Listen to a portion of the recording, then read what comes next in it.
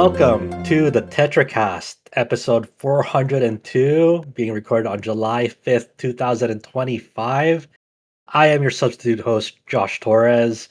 Our usual host, Brian Vitali, is out taking a personal vacation at visiting a fan expo of some sort. I forgot what it's called. He's at Denver Fan Expo. Denver Fan Expo, yes. James is out as well. He's at Anime Expo right now. Both those are happening this weekend, as you just heard. Joining me for this podcast is Adam Vitali, Hello. Mikhail Madnani, Hello. and Chao Min Woo. How's it going? So we have a bit of several weeks ago, me, Adam, and James went to SGF, and then James was out again on assignment for Anime Expo and hanging out there. Brian taking some taking some time off, and we're here at sort of a long weekend here in the U.S. the day after 4th of July, so most people are enjoying a long weekend. On that note, it has been kind of a weird week. A lot of it, obviously not so great that we're going to get into, especially at Microsoft. We're going to be talking about that. But in terms of new releases, not so much on the RPG end as for new releases, but that does allow us to revisit some of the RPG DLCs and title updates that we haven't spoken about here yet. Adam, you found some time to play that new free DLC for Sea of Stars, and they were marketing this as like it's not only a free DLC, but it is a good chunk of hours, at least over 10 hours. Tell us about it. Yeah, so I recently finished up like System Shock 2 remake or remaster, and I wrote about that. Basically what I said on the podcast either last week or the week before. And we're in a kind of a lull of new RPG releases. I'm not really into the gacha stuff, so I see a lot of the memes about Persona 5 or the Phantom X, and you talked about it last week, but I'm not really into that. So I've been finding time to kind of, like you said, go back to some of the updates and DLCs that I've released recently. I don't think I talked about it on the podcast, but I actually recently went through the Aiden Chronicles DLC. This is a bit ago, but there was 3 of them, right? There was like Chapter of Marissa, Chapter of Sane, and Chapter of Marcus.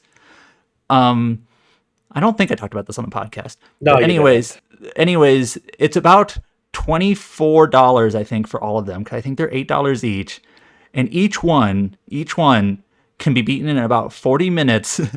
So that means you could complete all of them in about 2 hours for $24. And like, it's really extraneous stuff. I'm not going to say there's nothing in there that's worthwhile at all, but it's just like not worth it. It was one of the worst DLCs that I've like. It felt to me like they promised it in the Kickstarter, like it was a stretch goal. Like, hey, if you fund us so much money in crowdfunding, we're going to do extra chapters. And of course, people reached for those stretch goals and they got them, but now they have to deliver on them, and the follow through was limp. So I think I said this before. We talked about when these DLCs came out. Like, I really hope, however they follow up this game, that they can avoid some of that Kickstarter baggage, that crowdfunding baggage. 'Cause I think all of it in that game just dragged it down. So that's an example of some DLCs that I played that were honestly pretty awful. Just value, yeah. Yeah, I think you and I don't think we mentioned here on the podcast, but like when they formally announce the follow up to Eiyuden and we hear that it's crowdfunding, it's kind of raises a red flag for us in that regard. Mikhail, you wanted to say something? So I didn't bring this up on the podcast because I haven't played much of it yet. But when I was talking to Adam last, when we were just casually talking about Eiyuden, I mentioned that whenever I buy games, I like having all the DLC together. So I'll probably waste money on like pointless pre-order bonus fluff, like I did with Kingdom Come Deliverance 2. So with Eiyuden, I noticed that the season pass itself was almost the same price as the deluxe edition on discount, because 505 Games just had these weird discounts for the DLC separately. And just thinking about that now with knowing how short it is pretty crazy that I can't, like, if someone bought just the base game before and they spent whatever you need to for the season pass versus what I spent on the deluxe edition, and I already feel a bit ripped off knowing it's like what 2 hours long or something if I have to get through it all. So yeah, just like some of these stretch goals and Kickstarter things just it reminds me of Bloodstained Ritual of the Night, where as much as I like that game, you can tell it keeps reminding you that yes, this is a Kickstarter game. Here are these random portraits for like backers and stuff. So like you said, right, I hope whenever they do a sequel, I hope it's like its own thing and it doesn't feel like a Kickstarter project, bracket derogatory. So yeah. I mean, kind of the same thing. The Bloodstained 2 or whatever that's called, they called that, is not a Kickstarter game, right? So the Scarlet Engagement. Yeah. So I kind of hope a similar thing happens where they can work on a follow-up without that. But anyways, so that was one of the DLCs I tackled and I didn't really care for it. I also did the Lies of P Overture DLC. It took me about like an hour because I played Lies of P when it released, almost 2 years ago. And it took me a while to realize, like, oh yeah, how do I play this game again?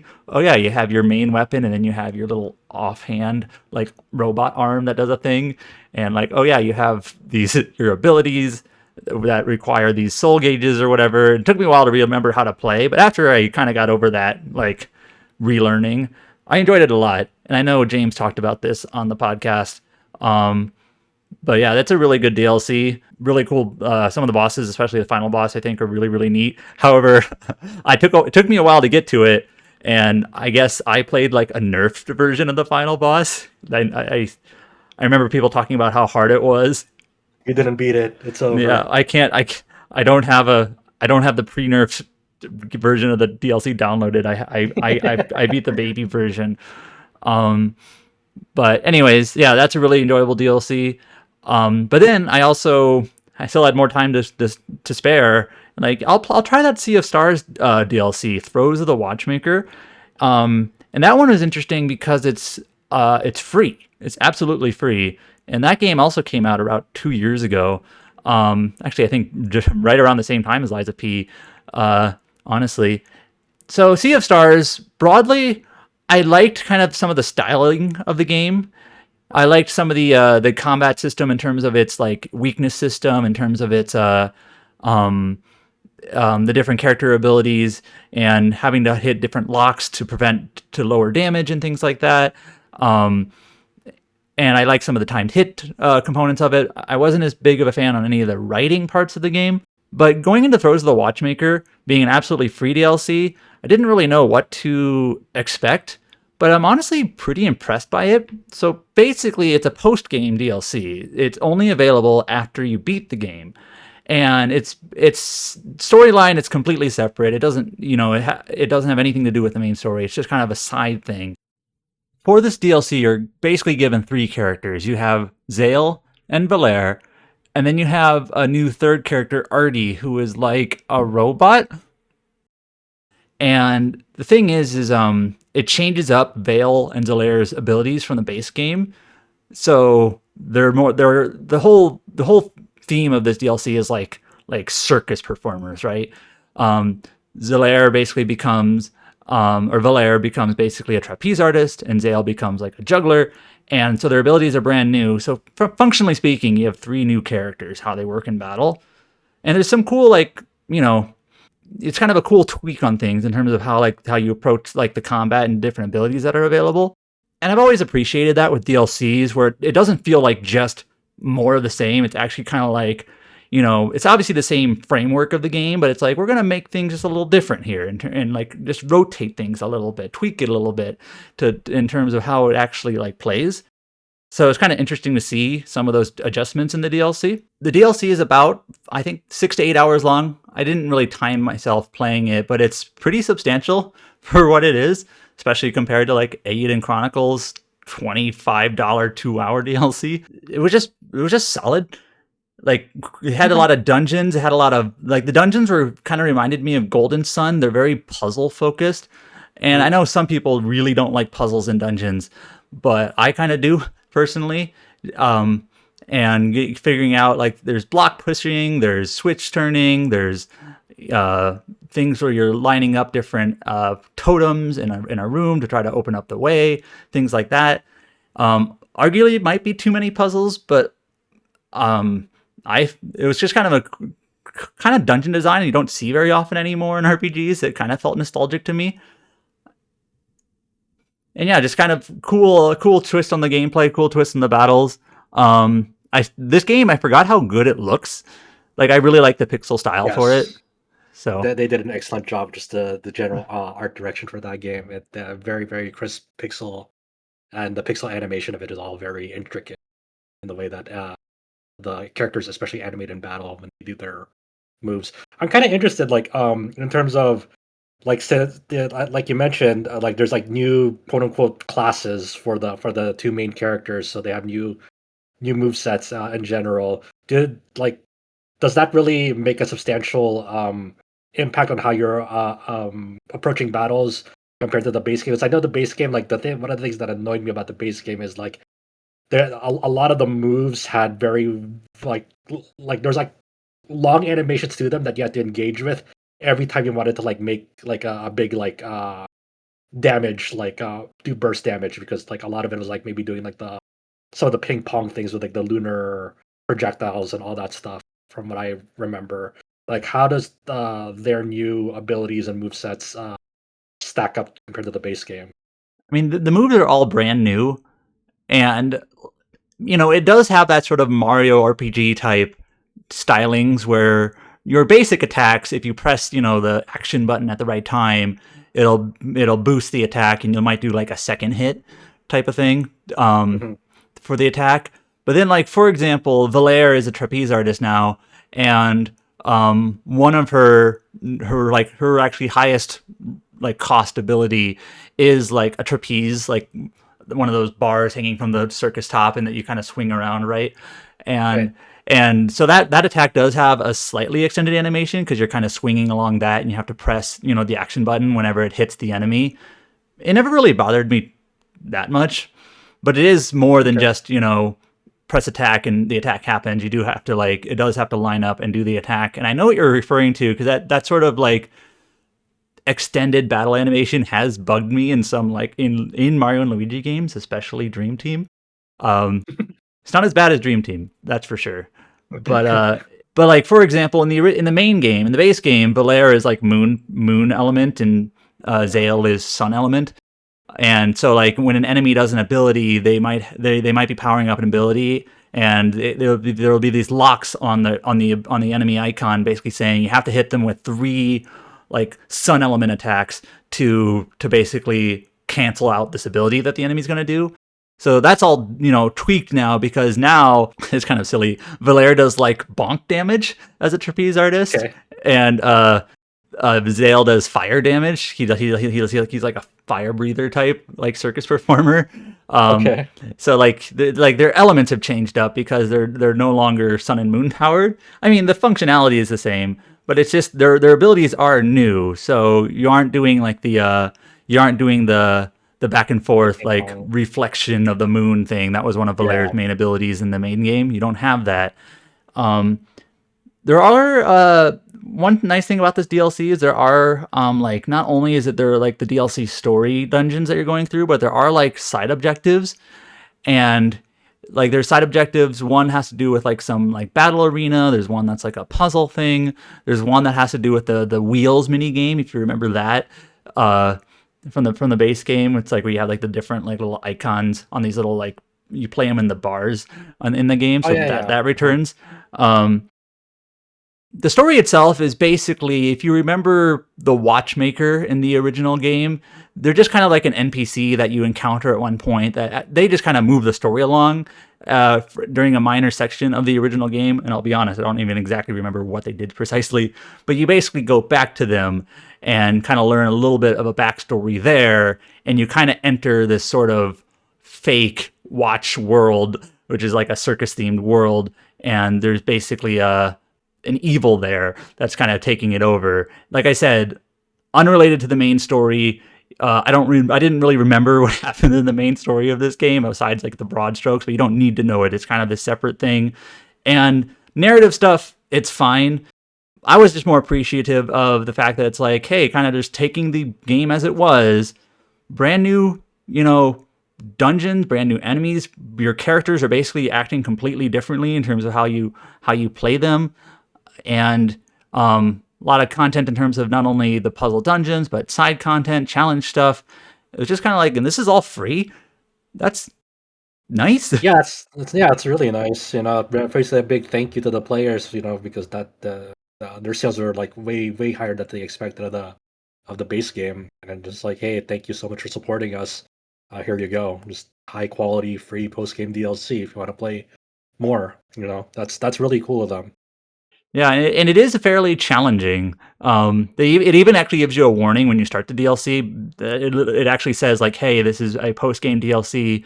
Enemies are like." There's literally a pop up that says like, "This is a post game DLC. And enemies are going to be more challenging they are than the main Cyberpunk games. Be ready," kind of thing. It's kind of fun in that regard too. Just that friction and that challenge to get through it. And of course, like with Liza P, had to remember like, how do you play this game again? It's a turn-based RPG, so it's not that complex, but yeah, I enjoyed it. Now, if I were to like how much would it be worth had it not been free? I don't know, but it's free, and you don't see that very often. I think I can think of a few games that do like free updates. Like obviously, like there's Monster Hunter. I think of like No Man's Sky and things like that, but you don't really see that too often, especially in like pure RPGs where you get like a free update that's more than just like a small bonus or something. It's actually like new, like a brand new chunk of content, like stories, dungeons, and battles that are completely standalone. Like, Yeah. I appreciate it. I do. That's and Sea of Stars. It's pretty much available on like all modern platforms, I think. Yeah. I don't know if it was on like Game Pass, and is it still on Game Pass, or I don't know. Yeah, I'm not sure about that either. Yeah. There is one last thing. Mhm. If you do, so one of the things that you can collect in this DLC, there's like there's a big clock in the game, and you collect all like the numbers. So there's basically 1, 2, 3, all 12 numbers that you collect, and I think these are all optional things that you can find throughout the DLC. And if you collect them all, you do get like a bonus epilogue scene. And I'll be honest, I couldn't really make heads or tails of it. And like, is this a tease for the next thing from Sabotage Studio? Because they made The Messenger, then they made this, which is sort of related to The Messenger, but tangentially. So I wonder if this tease is sort of like a tease of Sabotage Studios' next project that might be once again tangentially related. I don't know, but there is a tease in there for people who might be curious about the Sabotage Studio cinematic universe. I don't know, but it's there. It's cool. It's just kind of a cool like optional thing that you can unlock if you get it. Yeah, I wonder when they're going to announce their new project because it's been some years, from Sea of Stars. Obviously, they released this DLC for free, but I have to imagine they're headways into whatever they're doing next. It'll be interesting to hear back and see what they have up their sleeve now. Very talented studio. Cool. Thank you for checking out the Sea of Stars DLC that released, several months ago. Uh, and yeah, Mikhail, we have a new title update for Monster Hunter Wilds. Capcom continues to support that game.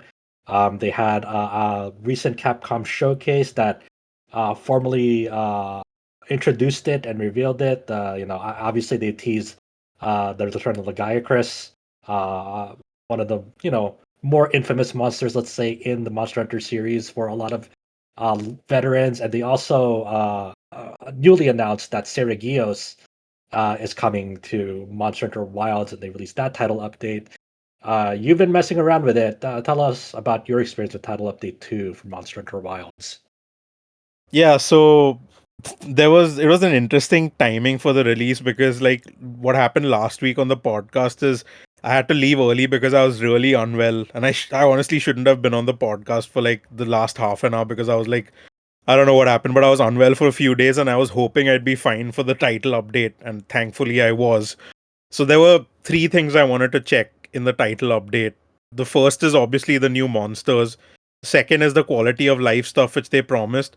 But before both of those, I was hoping they'd do something to the PC version, because while I don't play Monster Hunter Wilds on PC anymore. I just like did it for testing on Steam Deck and ROG Ally. It was unplayable on both of those, so I just like deleted it.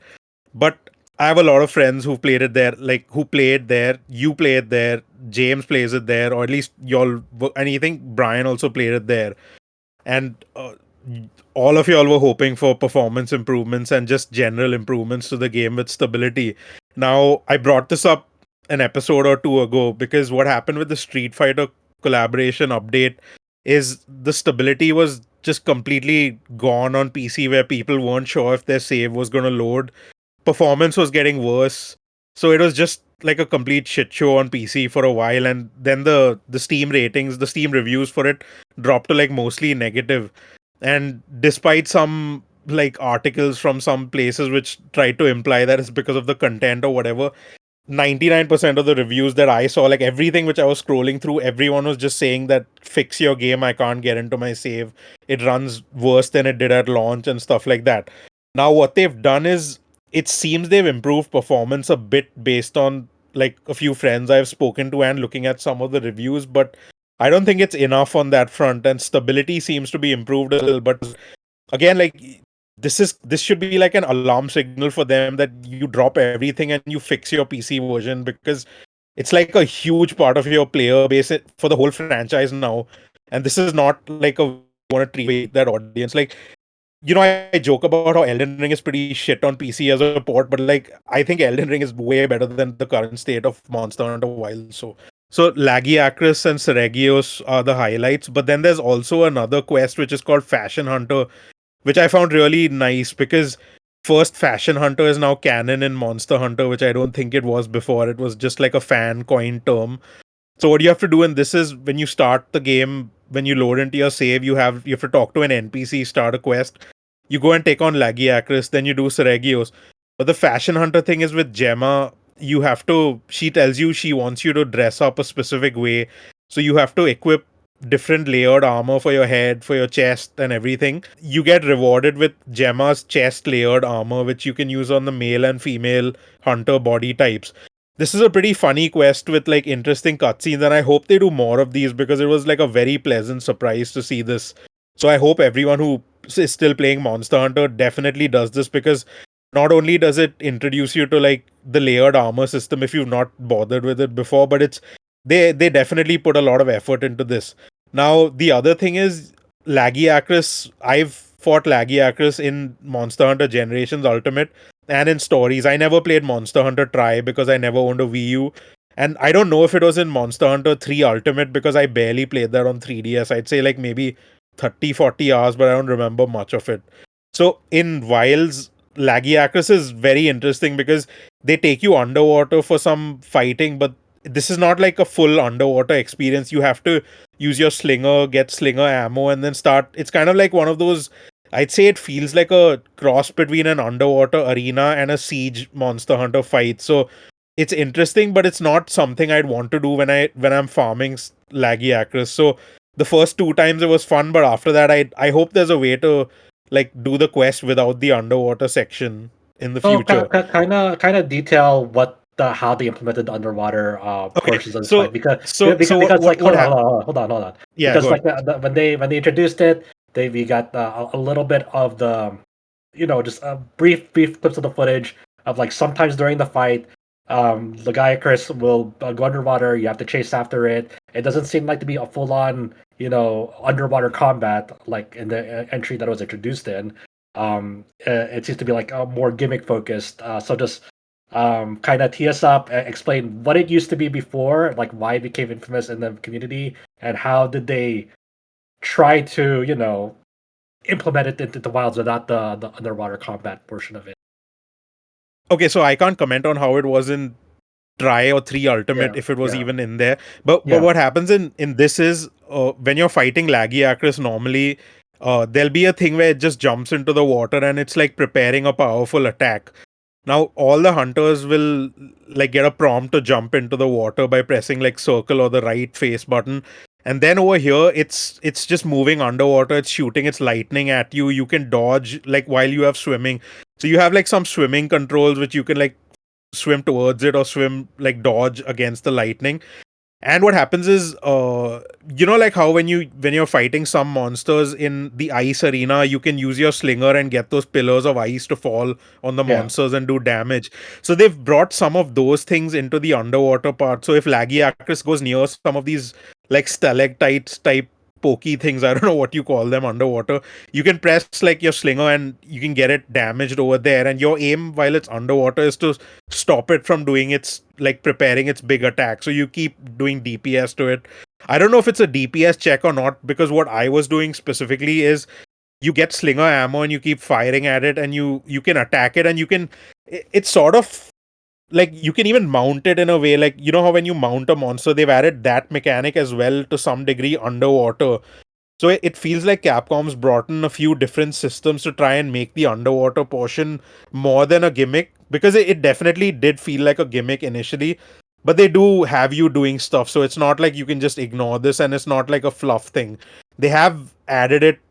It is a big part of the fight when it goes underwater. You cannot ignore it, and it's not tacked on. So I'd say as someone who hasn't experienced the true laggy actress in Monster Hunter try, I think this was a good tease of it, but I would like to see if they do an arch tempered version of this. I would like to see them build on the underwater section more for. It could be like one of those, like how you have a final boss fight where you don't do it too often. You do it for the spectacle one. So I would like to see them build on it for that. But right now, it's the main normal fight is a little. It's kind of like okay. The tempered laggy actress is the real fun, and I'd say the same for Seregios. But before I get to Seregios, tempered laggy actress is like an actual menace in a way because of where it moves. And I think a lot of the players who have been like, I've just joined randoms and I get with them, and I've been playing with a few people in some servers. I think people really underestimate the tempered version of these monsters, because everyone does the normal monster and they just like, okay, I can just use my same gear, and then we do the tempered version and like three people cart in one go. So laggy actress just hits harder. I think some of the moves have been tweaked a bit, but it's just more aggressive in general. So I think what they've done with this title update is the normal monsters are just like, let's introduce them to new players, and then the tempered monster is what Monster Hunter players want to do. So I'd say with Laggy Actress, they did a very good job with the tempered version, but I would like to see them build on the underwater for the arch tempered version, but not too much in a way, because I don't want to keep doing the underwater section if I'm farming it, if that makes sense. Because arch tempered you usually do for like the gamma armor and get better layered armor. So, oh yeah, one more thing I want to comment on is Laggy Actress's theme is really good in Monster Hunter Wilds. The start is a bit weird in a way where I thought they were keeping it a bit subtle, but it goes really high in the middle, and I think they did a fantastic job with it, because I listen to a lot of Monster Hunter music for games I haven't played, and I think they've nailed the theme, the arrangement in Monster Hunter Wilds.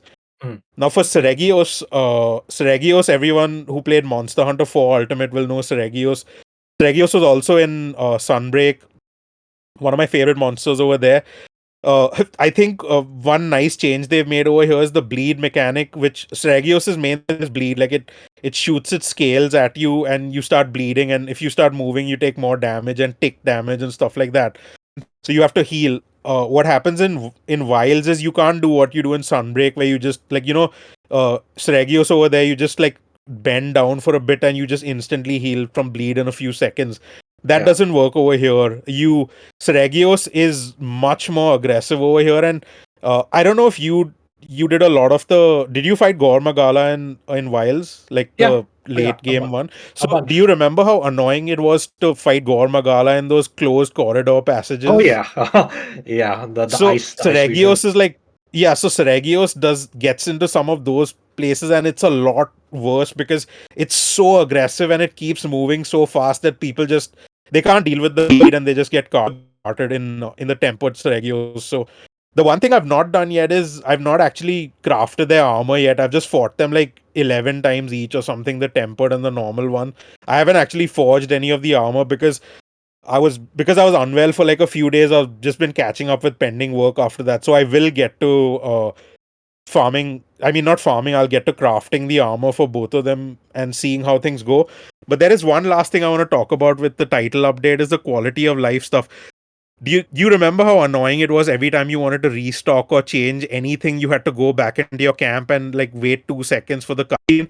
Capcom listened to us and they added an item box outside the camp. Praise the Oh, that's Lord. good. Can you just Yeah. access it at any time out of there? Yes, you can just access your item box. You can do whatever you want out of there. You can't. I don't think all the functions are available, but they've made it so that your item box, just like how it is in the older games, is now available outside the tent. Thankfully, so there's less time wastage happening, Okay, which is so you can very just good. place that item box outside the tent. It's not something you can just like pop open the menu for. It's still a physical It's it's still object the outside item the box, tent. but you don't have to go into tent every time. Uh-huh. You can just get Okay, it outside got it. it. So it's like one step less. So that's a nice thing. They've added a lot more quality of life stuff with like unequipping all decorations together instead of manually doing it and stuff like that. But as soon as I finished farming them and like doing whatever I needed to update my guides, I just closed Monster Hunter and went back to Yakuza 0, which I'll talk about at some point. But yeah, that's like I'd say that Title Update 2 is better than Title Update 1 with all the fixes they've done and with the content they've done from my point of view. But it's hard to praise them given the state of the PC version right now, even though it doesn't affect me directly. I think it's one of those things that's like they still have a lot of work to rectify whatever the fuck they did to the PC release. It's still an overwhelmingly negative on Steam. People are, and that's been going on for many weeks now. It's just Yeah. people are not happy with what they've done to that version. This has been an ongoing thing since release too, where it's like people weren't thrilled with this performance at release. And it just got worse over time, which really sucks. But it's also like the cadence in which they're releasing these title updates. I think for a lot of people, it just feels like it's like too little and a little bit too late. Like it's like I feel like that wave has already passed, and it's in forms of like that's totally fine. Like people kind of moved on to other games and stuff, but it just feels like compared to past releases, it just feels like the cadence that they're releasing these title updates for it might be I don't know maybe too slow for a lot of people. Just like they kind of at least from my perspective, I kind of wish they just released a more complete game because the game that we got at launch felt incomplete, and then a lot of this stuff is like kind of too little in my like I'm just waiting for I guess the major expansion to it at this point. But that's with the big caveat of like hopefully they fixed everything like on the technical side of things. Because right now I just don't care to engage with a game that will barely function at this point. Yeah, I So definitely see that because I was looking at the cadence of updates which they've been doing for the past games because I didn't play Monster Hunter 4 Ultimate and Generations Ultimate like Generations sorry not Ultimate Generations and 4 Ultimate. I didn't play them pre-release because like I wasn't reviewing this stuff back then, and I think Nintendo was handling these releases or whatever. So for those, I've been playing them from day one, and those were like at least Monster Hunter 4 Ultimate was like a fully patched, like with the G version and everything. yeah, But I was there with World, I was there with Rise, I was there with like I've been there for everything since then, pre-release and post-launch. I think there's one thing looking back at everything and looking back at the cadence of updates. Monster Hunter World definitely spoiled us with just the sheer amount of updates they were doing and the collabs and stuff. Uh, I've been talking about Monster Hunter Rise multiple times, even with like I played it with James pre-release, and like it was like I'm not even gonna mince words. It was frankly dog shit what they released day one, and they fixed it 2 months later, and then we got nothing till Sunbreak. That's how they handled Rise. Sunbreak was like fantastic and stuff. I think with Wilds, what's happened is yeah, they definitely like the gathering hub not being there was like I thought it was a design decision. So I thought, okay, like maybe they don't want to do that for this game. It's fine, but it definitely feels like they held that back or it wasn't ready in time. I if even if they like even if title update 3 and 4 come out sooner, like how is that going to help people who aren't sure if their save file is even going to load? So that should be like Capcom needs to put more resources into this because they need to either get external help or they need to just get more people fixing the PC version. Because if you have a game which is overwhelmingly negative on Steam, good luck selling a $50 expansion to them. yeah, I it's huge bummer, and what you're saying is right. Just ultimately, they need to figure out something for this. I didn't like. it's really tough because like it feels like they're not even conveying that like there is some like things in the patches that say, "Hey, we're looking into the Steam version," but it just feels like they're not really earnest in their message to like really look into this and fix it. Like they haven't really. They I agree with that for sure, because this is like, if it was just mixed or something, you can just be like, oh, it's just people, whatever, like, it's not running well because they're on low end rigs, or people aren't happy with something, it's fine. But overwhelming negative is, you need to like do something drastic to get this back. Otherwise, you're not going to be able to sell DLC. You're not going to be able to sell a standalone. You're not going to be able to sell a massive expansion, and you're just going to drop players because uh the other option which players have is you discount Monster Hunter World to like $5 or $10 with the expansion multiple times. That's a game which runs like perfectly even on Steam Deck. It's a game which has like years of updates, and it's completely perfectly fine to play now. So even if someone has played like Monster Hunter World and they want to play the new one, they can just go back to Iceborne instead, because they don't need to worry about their save not loading anymore. That's the reality for Capcom. And I'm frankly a bit worried. Like, it's not something in our scope specifically, but I'm frankly worried about what they're going to do with Resident Evil 9 on PC, because for Capcom's PS5 generation only games, it's not been looking good on the PC side or the console side. Although at least with Monster Hunter Wilds, they put effort into the PS5 version and the Xbox Series X version. I'm a bit worried about Resident Evil 9. I have to So imagine it's gonna we'll be see how okay that goes. because we know the RE engine is like it works on like smaller scope, more enclosed environments. It is not built for these big open world zone games like Dragon's Dogma 2 and Monster Hunter Wilds. Like that's demonstrably, hey, this engine is at where they are at this point in time in terms of it's developing it and developing technology. Clearly, they haven't like figured out how to make it play nice in those design that design framework of an open world scope, big open world zone. Like right now, it's just like it's a shit show on that front. But in terms of like smaller scope, hey, like how Resident Evil Requiem is looking to be a more enclosed environment, I'm more optimistic on that end that it'll play more nicely. But if they announce something like more like another big open world thing and like it's gonna be on RE engine, it's like, well, fuck, Yeah, here we go again. I think some of the trailer footage looked a bit more open, so I was a bit worried. But yeah, like, I think Resident Evil is definitely not going to be as open as Dragon's Dogma and Monster Hunter, so Yeah, I should can't be imagine. fine. But I don't know. I'm just like, you remember what they did with the Resident Evil 2 and 3 when they added the ray tracing update to PC, which was the PlayStation 5 and Series X features and visuals. It was so bad that they had to add a beta branch so people could access the old version. So that's kind of why I I'm a forgot bit about worried. that. Yeah, that's a good point. Yeah, I forgot they had Yeah, that so kerfuffle handle that happened.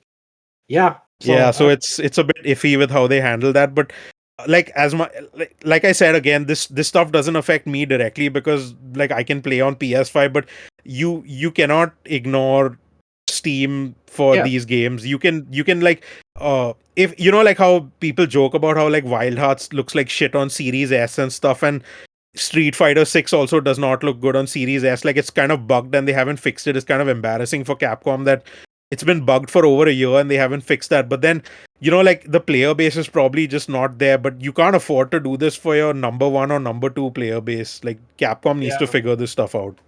Definitely. Honestly, I'm at the point where I just kind of wish they just like re-release Generations Ultimate on Steam and then with network play and just leave it at that, and then everyone's happy. I would um, even, like I said that in that Monster Hunter backward compatible article also, like, Generations Ultimate deserves better than being capped at 30 FPS and 1080p with that blurry UI on yeah, Switch. Like, come on, Capcom. obviously we know we're aware of the fixes that you can put on emulators like the Eugenix branch and everything. Like, we know that there It's are not even people. that. Even a friend of mine overclocked his Switch 1 and was able to get it to like 60 FPS on that. So the 30 FPS was just like a design thing. I believe in Japan, you can, there's crossplay with the 3DS version or something like that. I think that's why they had to keep it at 30, is what I read, which is like, okay, but that doesn't affect everyone outside Japan who'd never had EU. So it's Yeah, just one of those things, like, they're caught between a rock and a hard place in terms of yeah, this. Yeah. Capcom has done so many like Mega Man. They've done Resident Evil games on GOG and stuff. Like, we need some classic Monster Hunter games on modern platforms. Yeah, for sure. Okay. Well, thank you for Yeah. checking in on You. title update too. That they'll still have like I think at least one more title update coming this year. Um, Oh, they have two more. They have two more. yeah. They said. Okay. So for this year, cool. Okay. Yeah. We'll see what happens with those whenever they're ready to share more details about them. I was gonna Um, ask, is the yeah, Onimusha still using the Resident Evil engine? You yeah. played it? That's still RE engine for sure. Yeah. Hmm. So, But yeah, I'm not too worried about like Resident Evil 9. I don't think the scope would be that big. Like, you'd be just yeah, in small hallways most of the game, probably, right? we'll see because That's what I would say. they said like like we're gonna be visiting a post-apocalyptic resident Raccoon City, like what was it, like 30 years after the nuke happened to it. So I think there'll be at least a little bit more open locations, but I don't think it's gonna be a full open world. But we'll see when they're ready to show more of that game. But they did kind of tease that it'll be maybe a little bit, there'll be more open spaces in that regard because they want to revisit Raccoon City in that title. Now, what they've shown so far, pretty isolated, closed environment. But I think I feel like the optimization on it should be ideally better than what it was in Dragon's Dogma 2 and Monster Hunter Wilds. One would think, but who knows? Um, and then I think Pragmata is in a similar boat for that. I don't think that's an open world thing. That's seems to be closed environments based on what we played at SGF. It seems to be a more smaller scope thing in that regard, which would benefit it. On Amusha, same deal. Probably going to be uh, linear environments, linear stages. I can't imagine it's a more open world thing in that regard too. So those titles should fare on paper better than the But I open also have a worlds. question for you. If you Yeah, go to those gaming events, like, do they play like on a state of the art kind of machines? Like, it's like, oh yeah, here's a game, but it's actually running on a 5090 or something like that. depends on it depends on it's a case by case. It's never one size fits all. Some people showcase their stuff on PS5, some on Xbox Series X. Some most people do like obviously a pretty high end PC, but not all. Like, for Um, example, our Digimon demo was on a PS5, but right. Digimon should run well on anything, you'd think. I I think our Pragmata was on PS5, or was it just a PS5 controller to PC? I couldn't tell. I I couldn't think it was a tell. PS5. But yeah. So but yes, they hardly ever show things running on like lower like a lower spec PC on those events. They obviously want to showcase it running at its highest settings and running perfect. Ideally, if it's not like too early in development. Hmm. So Well, that kind of reminds me, like, there was an Assassin's Creed update recently for Shadows that was mhm. basically for like ultra low specs. And I feel like, a lot of, enthusiast gamer types may not care about that because a lot of people, us included, are rocking at least pretty good, if not excellent builds. But when you're trying to hit like a wide player base, having those updates for like ultra low specs or, modest spec PCs, that it takes effort to do that. Right. And like Yes. Ubisoft did that with Assassin's Creed. I haven't followed up on it, but I know they had that update recently, and that's cool, I think. Yeah, and like we're definitely not majority here. Like whenever Steam releases like the results of their hardware surveys, most people who are playing games on Steam are not even on like quote unquote modern good like GPUs. They're usually like I forgot the most recent one. Was it like 2070 or 2080 as the most popular now or something prevalent on Steam. Um so it's definitely, when you're thinking about like the the chunk of players, the majority of players who are engaging with games on Steam, they're not like running high end rigs to play the latest like high end games. Like, you see like people who are still playing a lot of Counter Strike, for example. You don't need a crazy rig for that. Or Balatro, you don't need a crazy rig for that. Um, so it's definitely what is the quote unquote the biggest game in terms of like what people are pushing on you on like what's the graphically what's the highest like what looks great is not necessarily always getting like the most players in that regard. So things to consider. um All right. Thank you, Adam, for sharing your time with the Sea of Stars DLC, and Mikhail for your experience with the title update 2 of Monster Hunter Wilds. For me, I haven't really been playing anything too major that's within our scope. Mecha Break, the competitive, PvP multiplayer mecha game, finally came out like full release, not in beta form on Xbox and PC. So I've been playing that with some friends. That's been a lot of fun. It's one of those things that like I enjoy the gameplay, but the monetization in it is kind of not sitting well with people. The devs themselves have done a lot to improve what they had in terms of like the latest playtest, because people had a miserable time with like the latest beta before its full release, where if you wanted to play more of the mechs, you had to play like a bunch of games and do well in them to earn enough in-game currency to gradually unlock them, and that felt really miserable because for some mechs it took way more currency than others. For example, and it was just like a very grindy, tedious process. Now at the full release, they give you full access. You can unlock at like 12 mechs at the start. There's like three unlockable ones.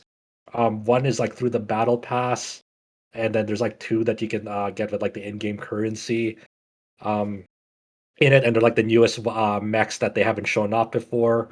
So they found like a decent middle ground on that end, where like when you boot up the game for free, you have a bunch of options from the get-go. You don't have to like grind necessarily for like to unlock the majority of the roster to play them.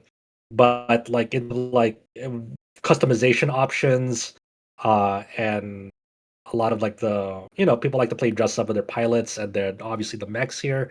A lot of that stuff is feels prohibitively priced, I guess, in the way that they're handling that sort of stuff. For me, I'm here for the gameplay. I like the gameplay, so I don't know what's considered the perfect middle ground on that end, because I boot it up, I play for free. Maybe I'll put some money to the battle pass just to show like, hey, show some support, because I like the game already.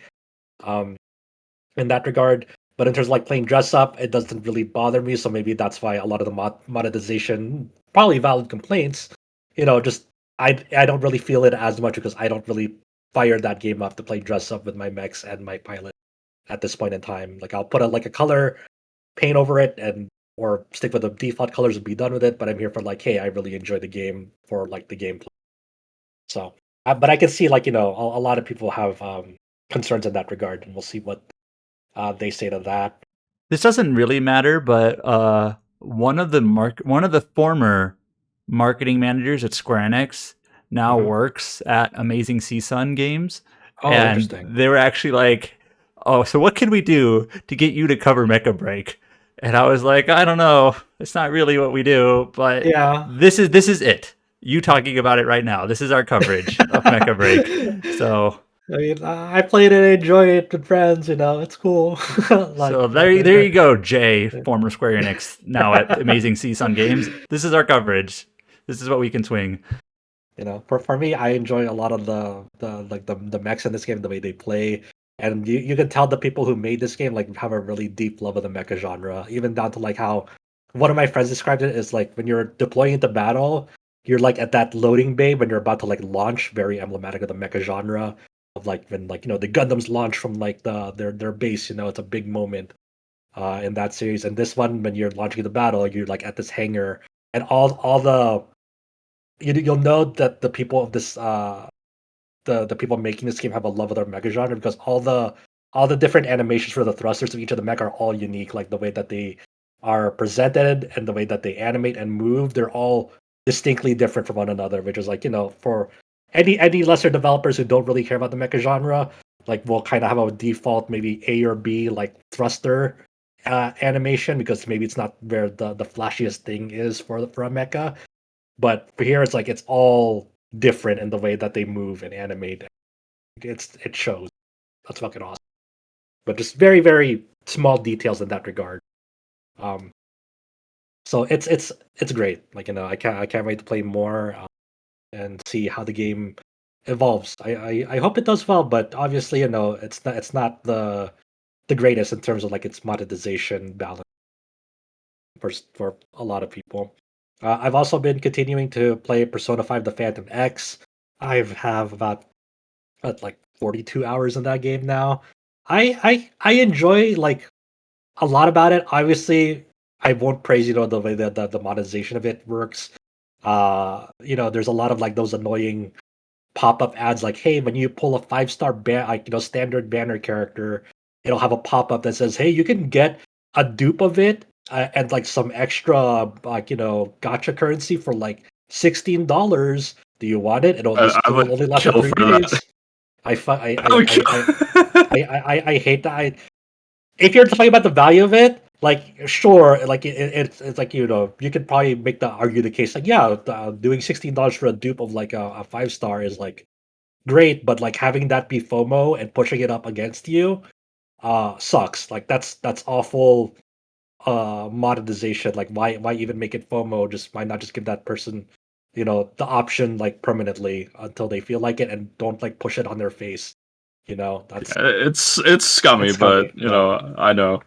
But Yeah. it's just like coming from other gacha games where they're not so generous. It's like, yeah, that $16 is a bargain to me, And, but and, on here and it's that's just one of those things that like I think that's a new feature for global and Japan. Like I don't think the Chinese server also had that either. So like it's like Um, like but as you were talking about earlier, Adam, in terms of like exploration, especially the palaces in this game, like the palaces are ridiculously big. Like I'm at the second palace now, and I'm working to 100% it. I'm at the cap where like you can finish exploring the second palace, but you can't do its final boss yet until the next story update in that game, which is I believe is coming next week because it's a live service game has these updates.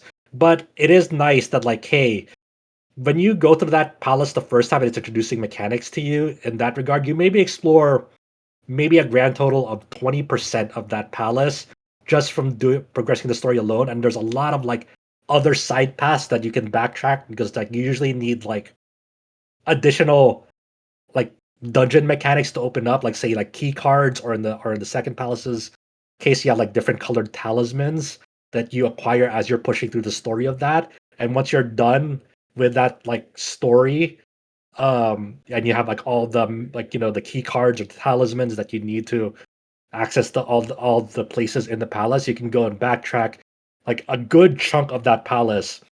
And like a lot of that palace is progressing you progress through it not through like very basic linear room to room just kind of empty places. Like there's a lot of puzzles as you're progressing through the palaces. Like in the second palace alone, you have mechanics like different cameras where you have to put different types of film on them, and that film when you go view things through the camera, they can manipulate like the sizes of like uh, wooden boxes, for example. Like some wooden boxes might be in your way, and you need to like shrink them, and then there'll be other wooden boxes that are like smaller size that you have to put them on a big panel, and you have to find the camera to go and enlarge them so they push down on that button. Um, and then there's like another camera type where you can like put this sort of like chroma film on it so you can engage with these like blue holographic doors of either phasing that door out so you can progress through it, or you need to phase that door in to engage with another mechanic in that puzzle. um there's like platforms with water that have whole mechanics to them where you have to flush out the water and then get stuff at the bottom of it, and then that might be like getting film and then putting it on a camera. So you've got to use that camera to enlarge the platforms uh, uh, on that. So when you raise the sea water level, you can traverse through them. There's like a whole like minecart aspect to some of the cameras, and like fixing the tracks so they can go travel along those minecart sections so you can engage with another thing to put down like spikes and obstacles in the way. Like it's filled to the brim with like just puzzles and like when you're exploring and trying to fully explore a dungeon. And that's just like the second palace alone, and there's like all those mechanics. The first palace has like really cool puzzles where there's like um there will be like a map on the wall with all these symbols, and you have to use the mind's eye mechanic from like Persona 5, where like it shows you like the interactables in Persona 5. In this one, you want to use the mind's eye mechanic for some objects where they'll like highlight something on you, and then you'll see like in the first dungeon, the tablet that you're highlighting shows a path. So when you go into that room and you see like a similar like panel thing, you have to reference that map that you mind's eye on to know like the exact like correct path to like get to solve the puzzle in that. Um, and that's kind of like one of my favorite aspects about it is they really did not skip on like the palace dungeon exploration. Like I'm a big fan of like kind of elaborate dungeons that have puzzles that you need to engage with.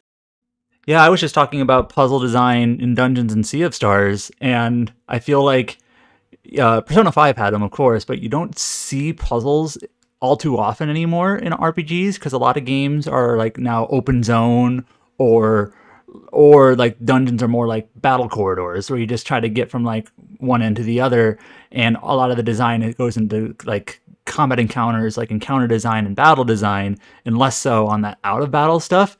So I always kind of Yeah. appreciate it when you see those sorts of like exploration elements, making it so you have to solve. It doesn't have to be like, super intricate, but some sort of out of battle, problem solving to figure out something. And I always find this kind of an interesting discussion topic because there's a contingent of RPG players who will argue that like puzzle dungeons are like an outmoded design that don't have a place anymore in the genre. And I disagree. I like them. You can't go overwrought, Yeah. but I always like a little bit of, give me something to do outside of battle that's not just finding my way to the next battle. Yeah, same here, especially because like for me, that's what connects me to the environment. Like that's what makes me care about the environment that I'm exploring. Is like, hey, give like have something for me to do in that environment to make it memorable. Because now these dungeon mechanics in Persona 5: The Phantom X, like I'll remember them because like oh they had those like interesting puzzles that I did in them. That Mikhail, you wanted to say something? Yeah, what Adam was saying just reminded me of that Shin Megami Tensei 5, that fan platforming puzzle, which was basically the only puzzle that game had. And that game, that puzzle had like such a reaction that they had to nerf it a few patches later. Yeah, I And I remember like that and puzzle. I remember, I liked Me it. too. yeah, I mean, I went through hell trying to like get that done like pre-release because for some reason I missed one of the platforms for whatever reason, and I think it's because I was either playing handheld and I couldn't see it or something. But I remember that, like, I'll never forget that moment pre-release doing that.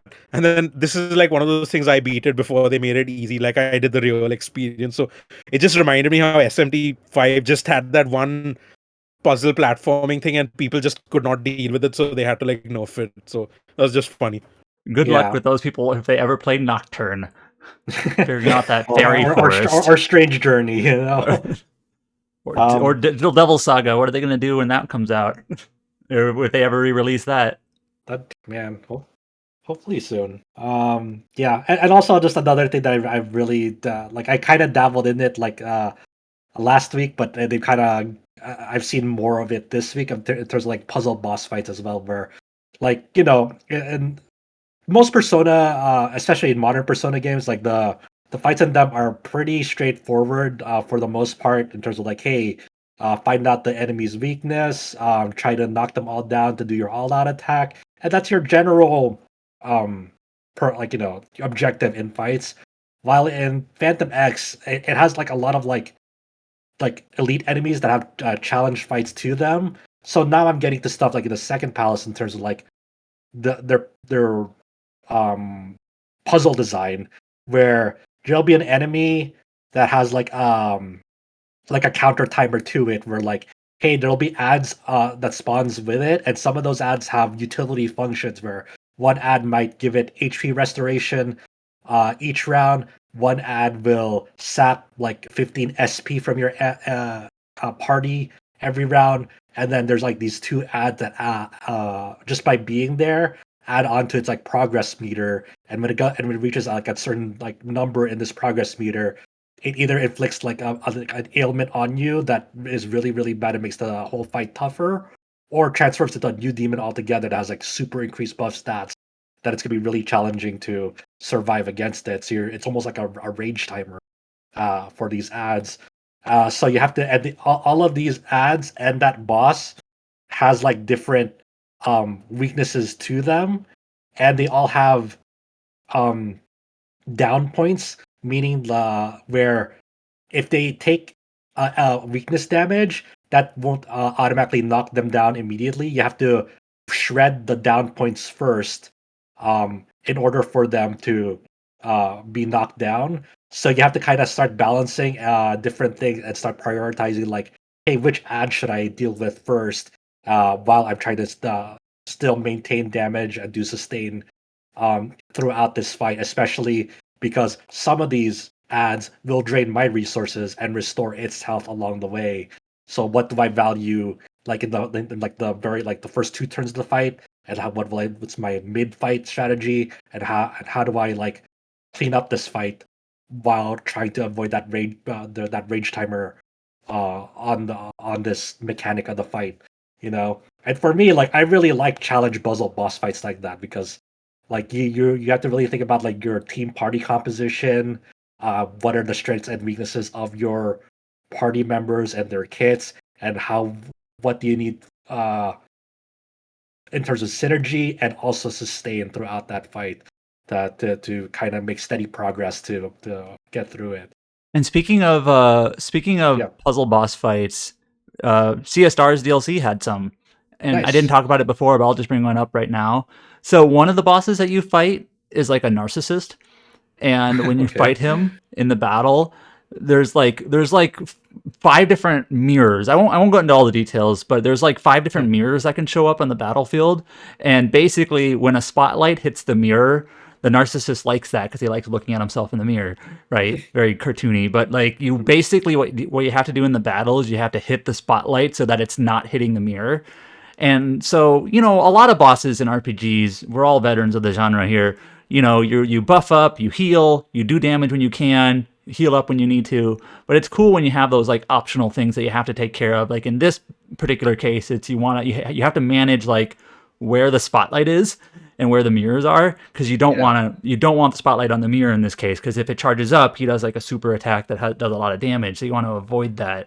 So it's just kind of this little extra element to the fight where not only you have to care about doing your strongest attacks or making sure your buffs and debuffs are in place, but also like you got to make sure you always keep an eye out on where the spotlight is. So those types of things are cool.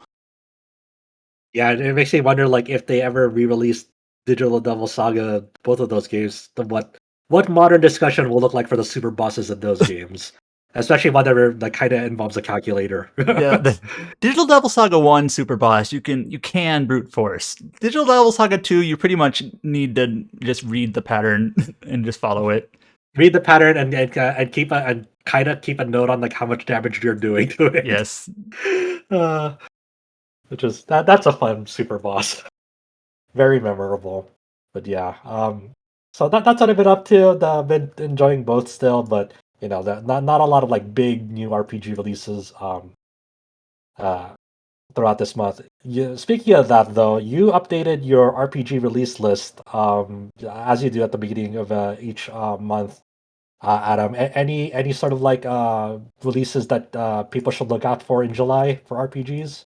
Yeah, so every month I post the release dates. Every month I update it more than once a month, but once a month I post it. And it feels like for a while there's always been like at least one interesting game, like really high profile, high, anticipated game. But this month, not so much. There's a few games coming out that look like they could be interesting, like Wu Chang Fallen Feathers. But yeah, when I posted this month's RPG list, a lot of the replies I got were things like literally like crickets. Like everyone, like some people just like there's nothing here.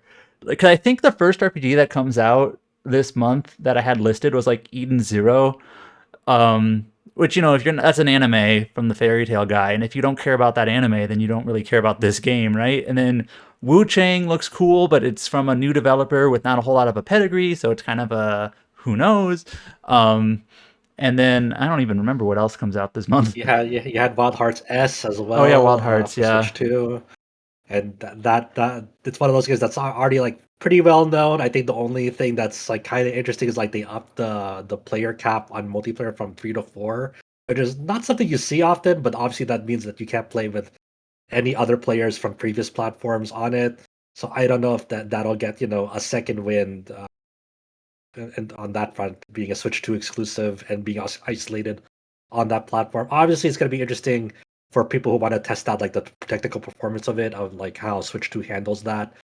Um, and like the neat thing about it is like, hey, it's being published directly by Koei Tecmo, not EA anymore, as well. And you also had listed here Mato Monogatari, the Western release of the newest Monogatari game that released in Japan. I forget if it was last year or several months ago, but It was like last year, November-ish, I think. yeah, maybe it was late last year. According to Yeah, it was pretty. RPGsite.net, it was November 28th. There you go. So yeah, but until then, I'm interested in checking it out, but it's like I don't think I'll be like fully committed to it. I played the old ones on like the PC Engine with like the Ariel and like it's like the Puyo Puyo cast, right? They're like the Right. official games, and then Puyo Puyo is like the parody, but the parody became more popular because of the puzzle games, right? So, yeah. And Neverwinter Nights is also getting a re-release the remaster this month from Aspire. Neverwinter Nights has always been one of those games I've been interested in, and like I like Obsidian, and they did the second game. I don't know if I kind of want to play Neverwinter Nights 2, but I've never played the first one, and I know they're kind of standalone, but even so, I still want to play the first one, and I just never have. But that's coming out this month, and that'll be interesting to keep an eye on. So yeah, I think for anyone who's like looking forward to like brand new RPGs, I think people are very very curious about how Wu Chang is gonna shake out that. So maybe we'll have say if we get something about it, we'll report back on it. Um, let's see what else. I think that's it in terms of like just pretty dead month for RPGs. Yeah, Mika, did you want to say anything about like the releases this month, especially like for Game Pass RPGs? Anything up on that front? Not anything on Game Pass yet because they haven't announced those. But Okay, I think Wu Chang is in Game Pass, right? I think so. I Yes. I feel like it is. okay. Yeah, and Neverwinter isn't. And then there's like not an RPG specifically, but it is something which we are covering, which is going to be the new AI, the Somnium No Sleep for Kaname Date. Oh yeah, is that So is that that this obviously, month? Forgot. yeah, that is. It's in. I think it's in less than 2 weeks now, if I'm remembering Okay. correctly. So that is there, but then that's like it's a spin-off game, and it's like we'll see how that goes. But yeah, like the one I am anticipating the most is definitely Wild Hearts Test because I enjoyed that game a lot despite its tech issues. So I want to see if they balance the weapons differently because like you have 4 hunters now. Yeah. So how are they gonna deal with that?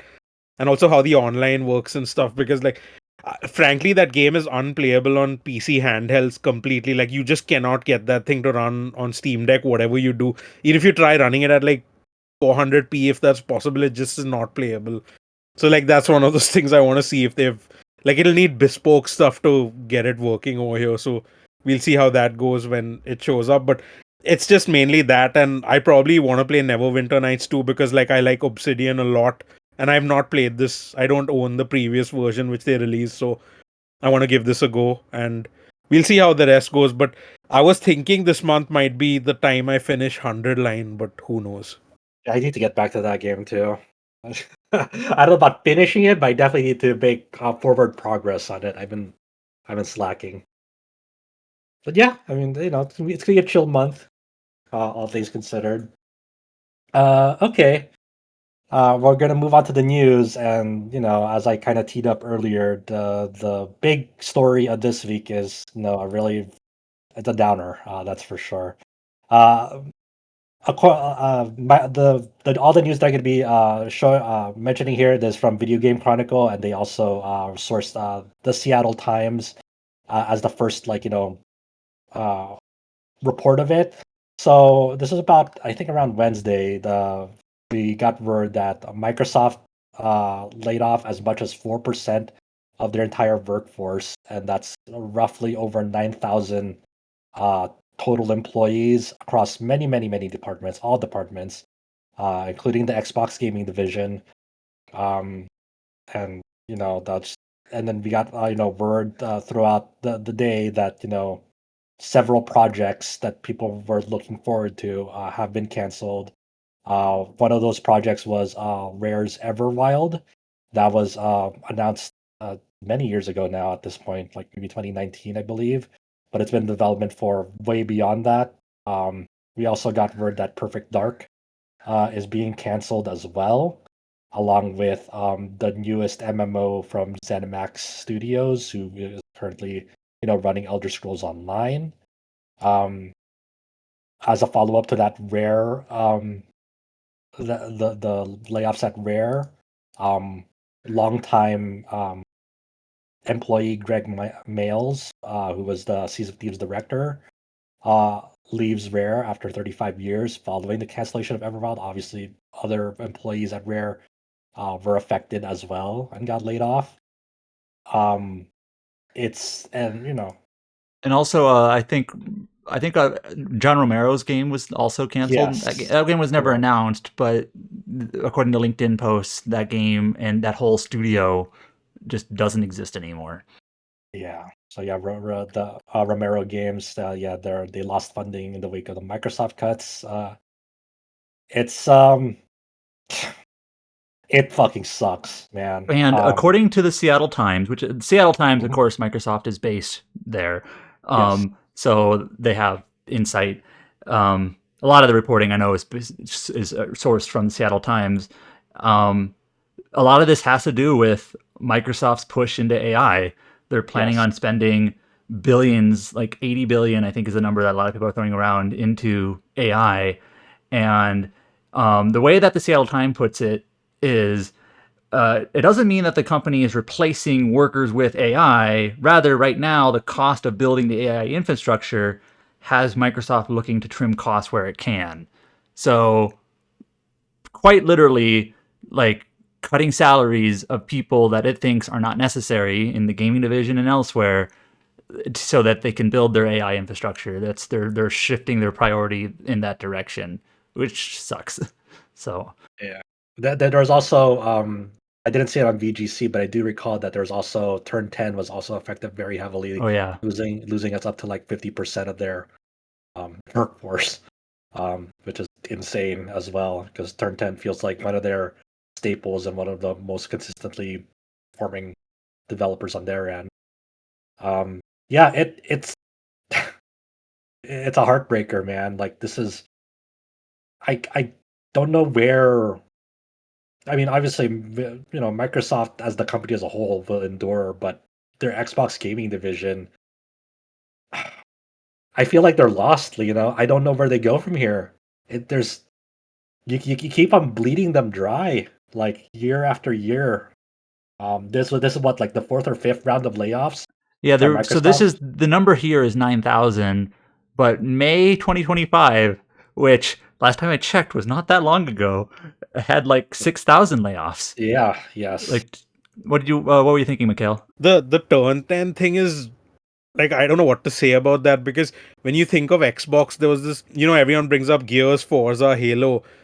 Halo is in pretty much a mess right now with Halo Infinite, but like thankfully, I mean, they did got the studio. I think 343 had some stuff going on, which I don't remember if it was layoffs recently or it happened before, but I feel like Turn 10 felt like this untouchable part, because they had a rough, like Forza Motorsport, the new one, which doesn't have a number, was it's pretty much like I consider it my worst purchase on Xbox, but I bought it because I trust them. So I still think that doing this is you and doing it to Romero is just like baffling to me beyond anything else. Like, do they not see what they're doing and the optics it brings, regardless of everything already which is being damaged internally and externally for them? Like, I just feel like surely someone sees, like what's going to happen if we fire people from our premier studios and like completely kill the franchise. How is that decision even being made? And like, how are the people who are making those decisions at Xbox still there? It's just like, the Romero thing is like, I'm not stopped thinking about it since it happened. So I just don't know what to say about that. Like, how are these people still there? And also, one thing that I'm kind of concerned about is, so I remember years ago when Xbox acquired Obsidian and In Exile, like I had my caution, but I was trying to be optimistic. Like this could be a good thing because In Exile, a studio that I like Bard's Tale, I liked Wasteland. They have pretty much had to crowdfund their last several games. They had to crowdfund Wasteland 2. They had to crowdfund Bard's Tale. They had to crowdfund Wasteland 3. And like, hey, this is like publisher backing. What can the studio do when they don't have to do the crowdfund dance, right? And they're working on Clockwork Revolution, right? And then Obsidian, basically for their entire history, years upon decades, they've been kind of tossed around unceremoniously from publisher to publisher, from Sega to Square Enix to Paradox and so on. And like now that they were under Xbox, I was like, maybe they can have some stability there. But I'm worried that like once Outer Worlds ships and once Clockwork Revolution ships, like I would be scared if I was in those development studios. Like once you release those games, they're like, well, we don't need the whole studio here anymore. We're going to start cutting, right? And some Absolutely. people like from Avowed have already left. Like Carrie Patel, who was the director of Avowed, she's not at Obsidian anymore. She's at Netflix, I think now. And I kind of don't blame her for jumping ship. Obviously, it might just be personal like opportunities and whatnot, but we've seen before where once a game ships and is out on the market and the dev team can kind of like scale down, like it doesn't necessarily, I don't know, it's an awkward situation to be in, especially with everything else that's going on. So yeah, especially because like we know, like from some accounts, in terms of like how Microsoft's angle on laying off people, some form of it, especially the gaming division, is if your game isn't like at a certain threshold of development, or you don't have like a solid pipeline already in place for it, then you're probably not gonna see that project out the door. I mean, we saw that with the Hi-Fi Rush team, right? Yes. Tango. Yeah. Like as soon as they push out the game that Xbox leadership praised, the argument was that because their next project was too far away from launch, Yeah. they got cut. It's just like ridiculous. So yeah, it's what can you even say at this point? And there's already some offhand accounts and murmurs from like an ex Microsoft executive saying that Microsoft doesn't have like any aspirations like continuing like the hardware division. Obviously, it is not confirmed in any way, shape, or form. Just like that's the talk behind the scenes of like, will Microsoft even have like new a new Xbox Series whatever? Well, the thing is they actually kind of like teased one already. They started teasing new hardware, and it's just like Yeah. I don't It's know. not from those leaks, right? No, they actually literally it wasn't just a leak. They actually like posted on their social media accounts, basically saying we're working on new hardware, like an official announcement.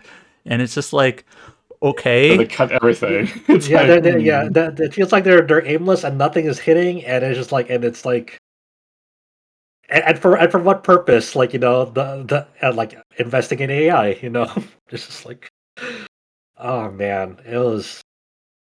I still think like one of the most damaging things they did recently is that whole Activision Blizzard cost, like acquiring them, because that took so much money to do, that now the Xbox gaming division has like a giant red target on their back of like recouping those costs from in the eyes of the parent Microsoft company. It's like now you have to really do your part to justify your existence after this big expenditure on acquiring these massive studios, which is a little bit of the blowback from that on some level we're experiencing that. This is kind of the consequence of it, because the acquiring those studios that didn't have people flock to the Xbox ecosystem, probably in what they projected it would do. It's it sucks. It sucks. yeah, like I liked Obsidian for a long time, but I definitely I'm do I want to buy the Outer Worlds 2? Like I thought the Outer Worlds 1 was okay, and this really isn't even a game quality thing. It's just like I want to support Obsidian, but I don't want to support Microsoft. And so what do I do? Exactly. Um, so yeah, I mean that's kind of all the Microsoft stuff kind of all summarized there, but just like we just throughout the day on Wednesday, we kind of just we were drip fed information over time through social media, like sources like Jason Schreier, and even for some employees there, they were getting that breaking news from Jason Schreier before the parent company told them about it. Which is ridiculous because some people found out they're like being locked out of Slack and be like, okay, am I screwed? It's like, well, according to the report from Jason Schreier, and sure enough, yes. you know? And this isn't even getting into the whole the fact that Microsoft is basically a key company on the BDS like boycott Right. list Yes. for their Absolutely. basically for their involvement in the Palestinian genocide. Like, Yes, absolutely. But the parent Microsoft company does not care as long as the number goes up and the people want to continue investing in AI because that will somehow pay off in the long run for sure. Who cares, right? I was gonna say, I think one of the dumbest thing I seen was like the producer Matt like Turbo told like all the workers that got fired, it's like, hey, you should use AI to reduce your emotional and cognitive load when it comes to job losses. Like, What the do fuck? people have no empathy or something like that? He deleted that post. yeah, just to be clear, Matt Turnbull, whose position I don't remember, but he literally went on LinkedIn and was like, "Hey, for people who were laid off, try typing into AI what you should do for your job search and how you should cope with your job loss." Basically, Jesus Christ. yeah. So And you're That's like, disgusting. That's vile. So yeah, that's kind of the big news story that's circulating this week, which is you never want to see it, but it's reported on. Anime Expo, as I mentioned earlier, is currently happening. One of the big announcements out of that, and Mikhail is very happy to see this. They announced that Cyberpunk Edgerunners 2, the anime series, uh, is that very, very, very popular anime Edgerunners that premiered several years ago. They had greenlighted a sequel and now being announced.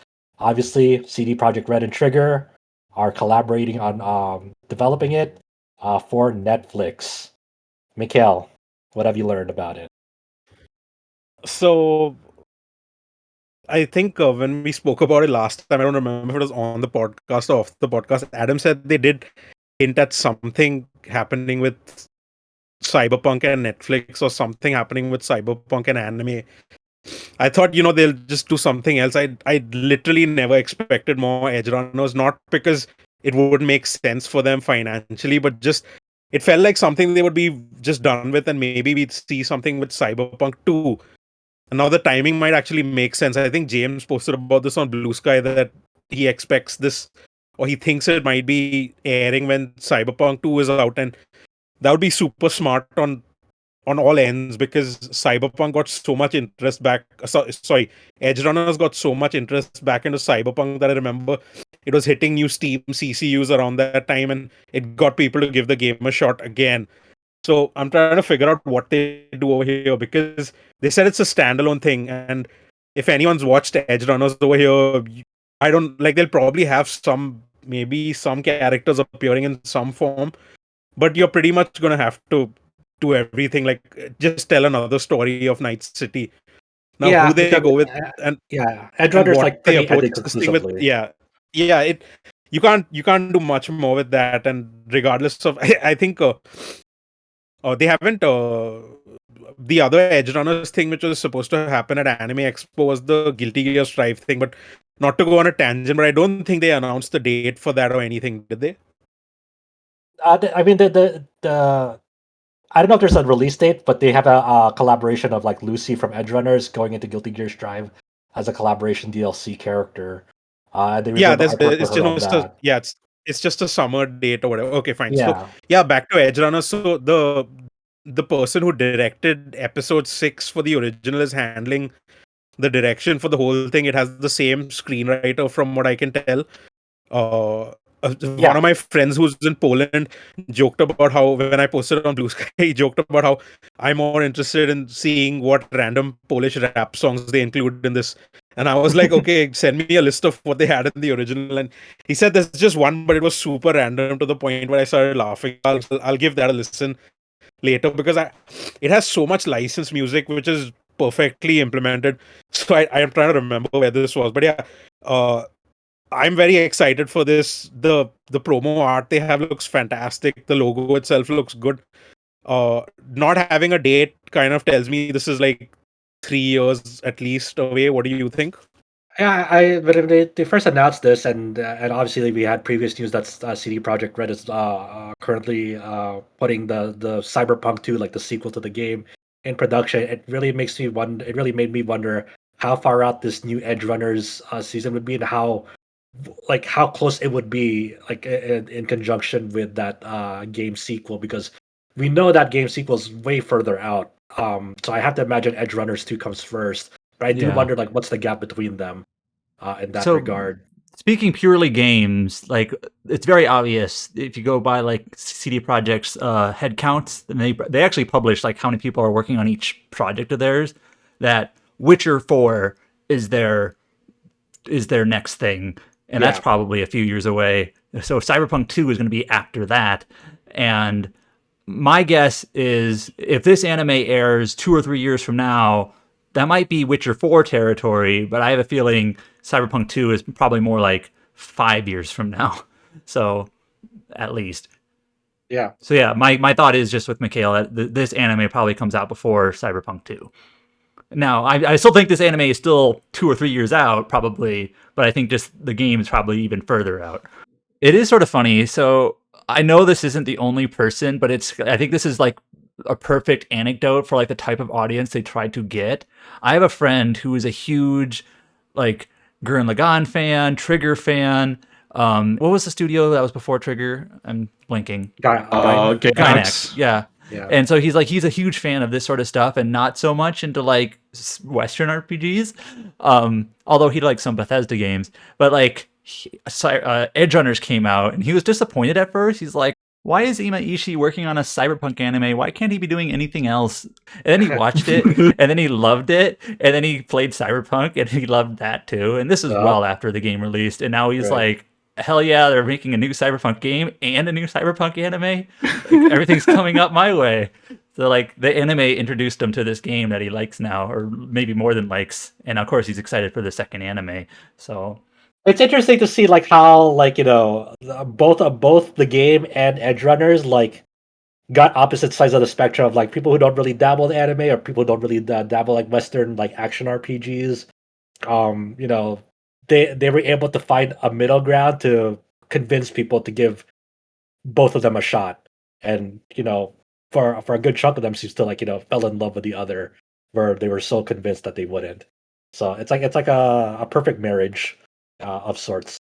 I think it's really interesting and pretty smart of them that to pass the torch over to Kai Ikarashi, who Mikhail mentioned was the episode 6 director of the first Edgerunners, and then Hiroyuki Imaishi won't be the primary director on this one, unlike um, the first Edgerunners. But I think it's really cool because one is the directorial role for Ikarashi, and episode 6 was such a big like when you talk to people about like their favorite episodes in Edgerunners, a lot of them will say episode 6 because that was such a very unique sort of the way that the storyline and the way that it visualized the themes that I was going for in that story in episode 6 that had a profound effect on people.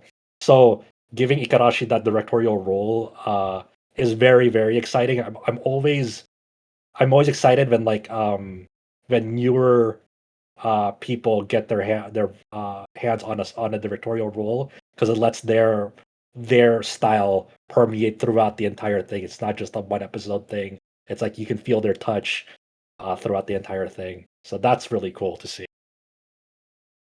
So I'm very curious. Edgerunners was awesome. I enjoyed it a lot. A lot of people enjoyed it, and hopefully Edgerunners 2 continues to. I don't want Edgerunners to exist in the shadow of Edgerunners 1. I want it to be its own thing and to kind of try out, be its have its own identity. Don't live in the shadow of the first Edgerunner. Um, that's what I hope for. So very exciting to see them formally announcing that at Anime Expo just recently, and then as of recording right now, they're releasing the teaser trailer on that and all that stuff. Great to see. Um, Next up here we have Cladun X3. It's coming to the West digitally for PS5, PS4, Switch, and Steam later this year. There's a pixel action RPG that's developed and published by NIS. Mikhail, have you played Cladun? I haven't. I'm familiar with the IP because I remember buying the older titles which NIS America released on Steam, and you remember when they just started releasing stuff on Steam and they dumped a lot of older games on there. I Yeah, just yeah. picked up whatever. I picked up the stuff. I haven't actually played it. It looked interesting because here's where I am with NIS Japan stuff.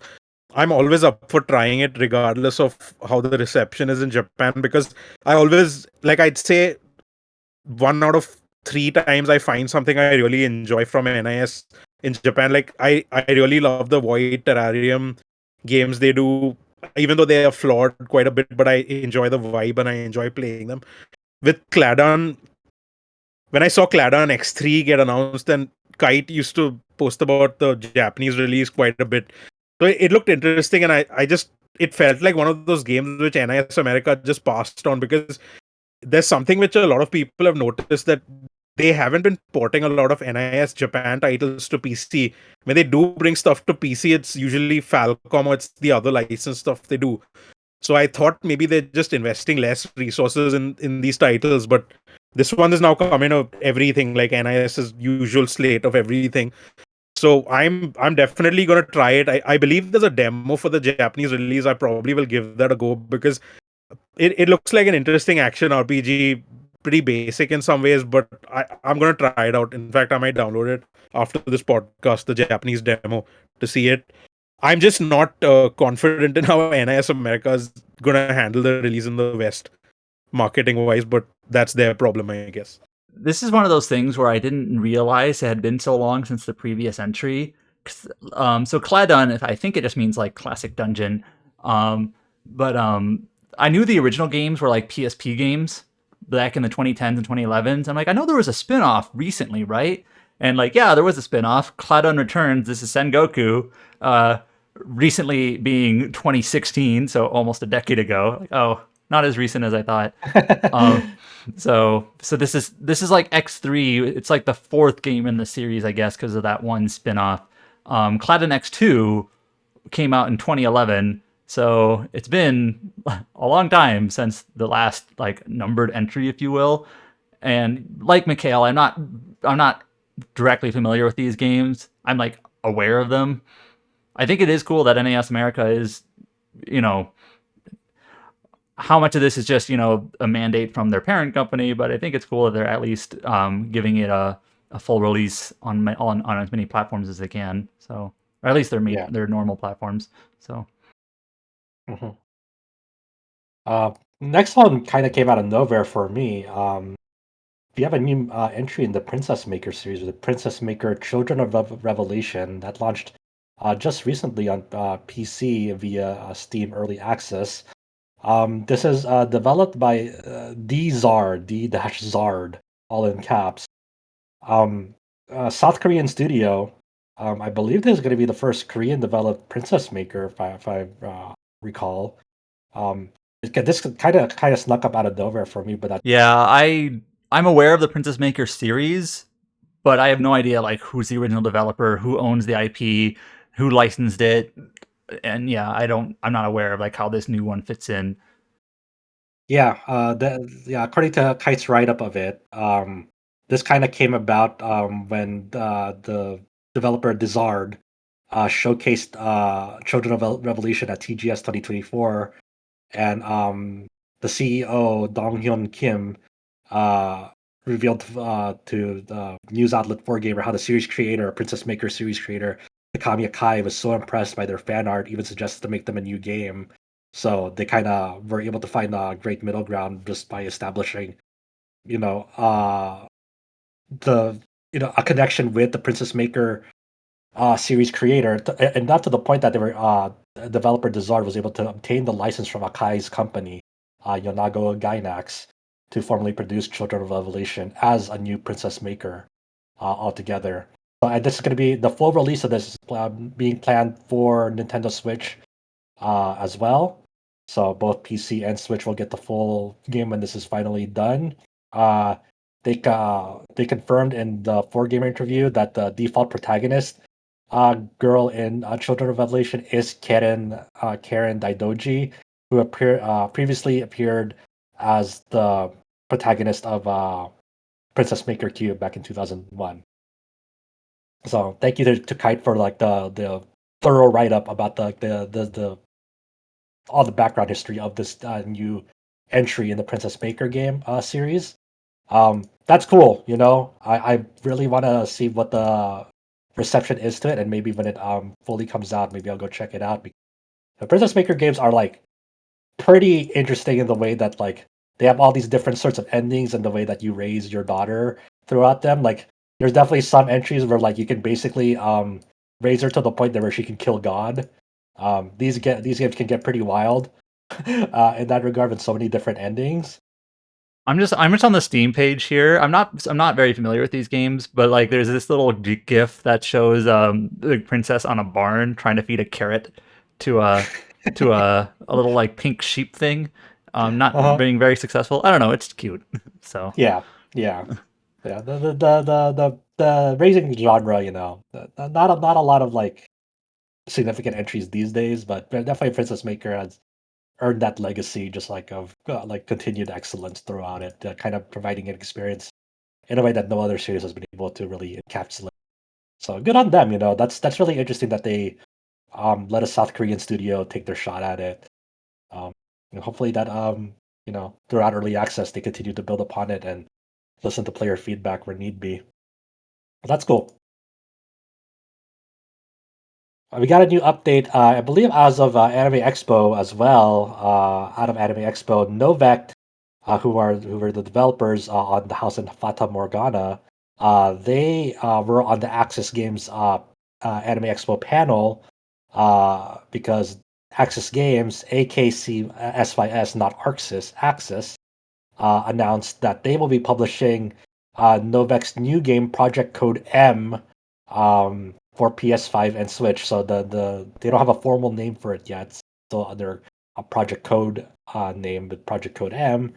And a lot of people are keeping their eye on this because a lot of people love the House in Fata Morgana. Very impressive visual novel.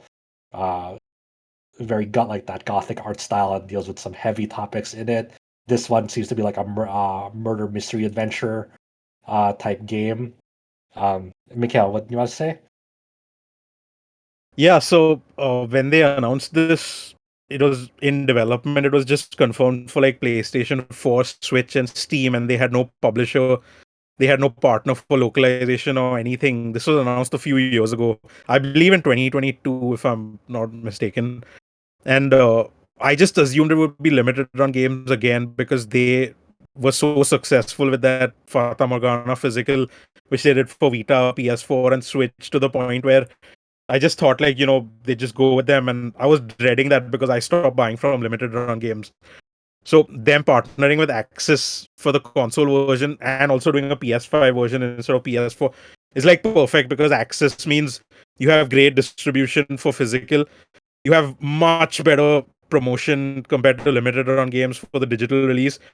And so far, I've not been disappointed with Aksys localization. So I think it's like a win-win for everyone involved, especially the fans, because they won't need to like get into that FOMO bullshit for getting a physical copy for this game whenever it does come out.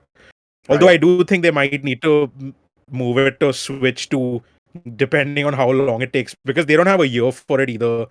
It's literally just in development, and they've like the Novect account on Blue Sky they just posted like a short FAQ which says when's the release date, still in development, please hang in there. And then, oh yeah, literally even I just missed this. They said what consoles will it be on, and they said depending on the situation at release, likely PS5 and Switch too, but wait for any official announcements. So that's something I missed, and they posted this on Blue Sky later on. So I'm very excited for this because Fata Morgana is in like my top 5 games of all time.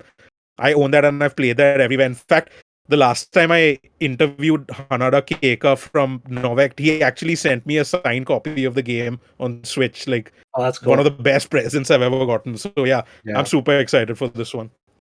Yeah. So, and they clarified also that Aksys is only handling the console versions of the English-speaking consoles, or the handling the console versions of the English release in that regard. So the Steam release, it seems like Novect is handling the Steam release correctly. I'm not sure, 100%. But, It definitely seems like it is because the way they phrase the posts on social is Axis is just handling the console version in English speaking regions, and they are still working on. They haven't announced the partners for. I think they said Japan and China, or they just said English speaking regions is Axis. They haven't announced the console partners for the other regions. Steam is probably going to be self published because it's easiest to do there, I guess. So they can do that and they handle everything, but. Hopefully it's a simultaneous launch. Like I hate those delayed things because it just messes up everything, and like the hype cycle for them, like players have to wait and stuff like that. Just have everything together. So hopefully that's how it is when it finally releases. All right, on to the next news story. Fantasy Life-I continues to get more updates. They've released version 1.4, 1.4, which adds new area challenges, materials, fixes some of the blurry visuals that the Switch 2 version was suffering, and more. I haven't booted this up in a while. Mikhail, have you been able to check out version 1.4 for Fantasy Life-I? Yeah, so I mainly have been playing it on Switch too, and like this is one of those situations where it's like that Seinfeld gif where George Costanza just says "aha" and points, because when I mentioned the blurry visuals to friends who played on Switch, they just said, "Oh, you're just Digital Foundry brained. It looks the same to me. It looks fine to me." And I said, "How are you not seeing this? It looks as bad as the Switch One version now." They said, "No, you're just imagining it." And I was like, "Okay, I'm just not gonna play it until they fix it." And then the CEO of Level 5 posted on Twitter saying, apologies for this, we're going to fix it due to some bug. The visuals are blurry in some on Switch 2 for some users or something like that. And I was like, I wonder why that's the case. So yeah, I'm very happy that they finally fixed it because I was not happy with how it looked at all after this. It was unbelievably blurry. You showed that to your friends, like, So see, the CEO sees it. literally, I literally Look. sent that, and I sent the same George Costanza gif, and I was like, here, I wasn't imagining it. So yeah, that excuse me. Besides that, uh, I'm just I got surprised at how much they're it pinged still. me too. Like I'm just I surprised can't at see how it. much they are adding. Okay, I'm just surprised at how much they're still adding before they even do their big free DLC update, which is coming. Like this, I feel like this game is getting too much support. If that makes sense, like it's Too much scary. support. Yeah, it's like they're overcompensating for like all the delays, and it's like, yes, Hino, I trust you. I'll give you money for Inazuma 11. Stop it. Like, take a break and go home. Like, we're good with the game now. So yeah, like they just keep adding more stuff to do. I've not focused on much of the post game now because I'm at the stage where any of my friends who buy the game, I'm just helping them with multiplayer. Nice. So I Cool. haven't done a lot of the farming because all the people who were focused on farming are now busy in like either Monster Hunter or they've gone back to Marvel Rivals. That's like my friends who I was playing with. So it's kind of like one of those things where it's like they're just gonna come back for, I guess, when there's a bigger update. But the people who are buying a Switch 2 right now and are getting Fantasy Life, they're all just messaging me saying, let's play online, let's play online. So I'm just Nice. doing some stuff with them. But I think there was one quality of life thing they changed, which I can't remember right now offhand, but there was something they fixed which a lot of people were praising in Jaina or Moshe. I'll probably like see if I can mention it next time when I play it more. But seems like everyone's just happy with the update, and I'm happy that they're bringing out the updates now on all platforms together, so there's no Yeah. drama with like features missing and stuff. So hopefully that cadence has arrived, because there's like obviously this might be a pre-release thing and I'm not under embargo for it, but System Shock 2 25th anniversary remaster, I've gotten the Switch version to cover. I can't play online with the PC version because there's a version mismatch, but like this might be a pre-release thing, but I'll find out in a few days when it goes live. But we've had a lot of these issues with other games like No Man's Sky, where cross save does not work on Switch and Switch 2 because Nintendo takes longer to approve the patches or whatever. So I hope Level 5 at least has sorted that out, because there are loads of people on my list just playing this on Switch 2 right now. So yeah. Moving on, there's been more characters revealed for Atelier Resleriana. I cannot say that name. The Red Alchemist and the White Guardian. They showed off some of the characters that'll be appearing in the game. That Kite has put up in this news write up for it. Also noteworthy that pretty much the main cast from the Atelier Resleriana mobile game will be showing up, like with Resna and Valeria or Valerie, what was their names? Um, Valeria. Those are like the two main characters of that mobile game, along with some of the party members that they had there will show up, and some of the villains that showed up in the mobile game. As to what extent, I can't imagine that you need to know much about them, if at all. I assume that the game will introduce you to them for people who didn't play the mobile game, but it is just funny that they show up. I don't know to what extent, but it's cool that they have like high res models for like a game that was built up for consoles instead of mobile. So that's cool. Um, I'm I think I'm gonna get this game. I think I'm gonna get this. Well, as long as they don't have gotcha mechanics, so I'll definitely give it a try. It's I don't. like, I mean, I I don't think usually get Atelier games. That's the thing. But like, I like what I see. But that's coming out still late September, so still kind of a ways off. There was a Bandai Namco showcase earlier this week. That it seems like people weren't really they weren't really satisfied with, but they did have some bits of information that they showed off. They released the first Guardian trailer for Towa and the Guardians of the Sacred Tree, the new roguelike that they revealed at SGF. They released a trailer for Rekka and Nishiki. Um, One of them is the big fish man that you see in the trailers. They also mentioned that even in development, the developers themselves like the fish man, one of their favorites. So it's kind of a nice unified front where both the people and both the developers and the people have strong feelings towards the fish man. And you know what? We're also right for it. We wish the best for the fish man. I think when I pick this up, I'll probably play the Fishman. They seem cool. You kind of Um, have to pick two characters when you play the game. right. So you pick like a sword wielder and a staff wielder. So I don't know who's going to be my second character then.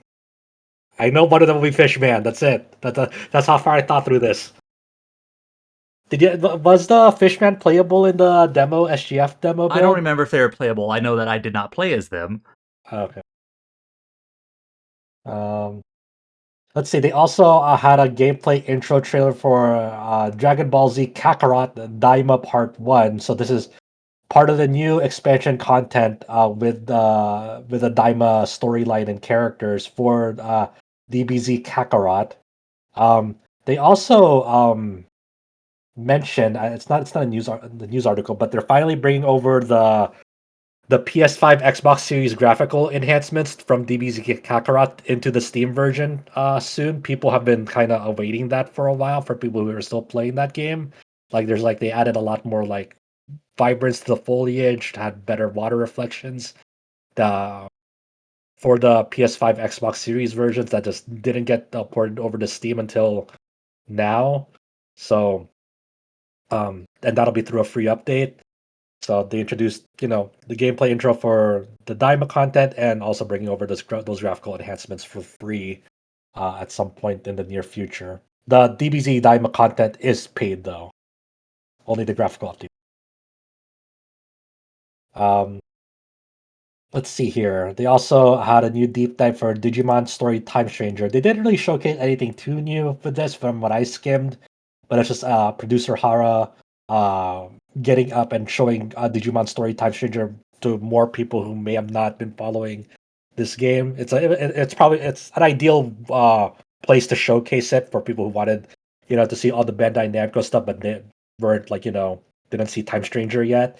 This was like a deep dive, kind of introducing the basics of the game and all the RPG systems that Time Stranger has.